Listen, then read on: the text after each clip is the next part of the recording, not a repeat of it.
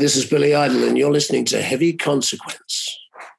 I had a girlfriend who was actually my stylist at the time, and she kind of told me about Nirvana ahead of time and said, you've got to listen to this great record, Nevermind. And so when I heard it, I kind of went, here's the next thing, because I was kind of always waiting through the 80s.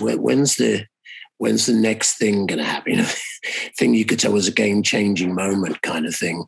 And I mean, I know rap had happened, and but that was like in the late 70s, beginning of the 80s kind of thing.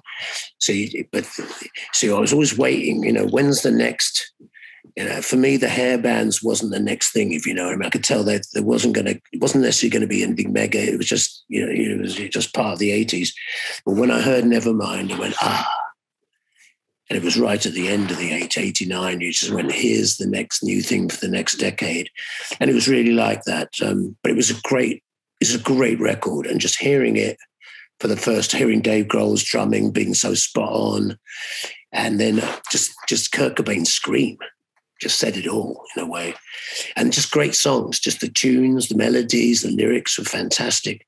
So I kind of went, here it is. Here's the new thing. And it wasn't long after that before you're hearing Pearl Jam and Soundgarden and everything. And of course, I just knew that Seattle scene was very like sort of the punk rock scenes that had happened in CBGB's or at the Roxy in London or Mabuhay in San Francisco, or wherever, So, here's the next rock thing. And it was taking rock back into, it was kind of splitting up the music, in a way.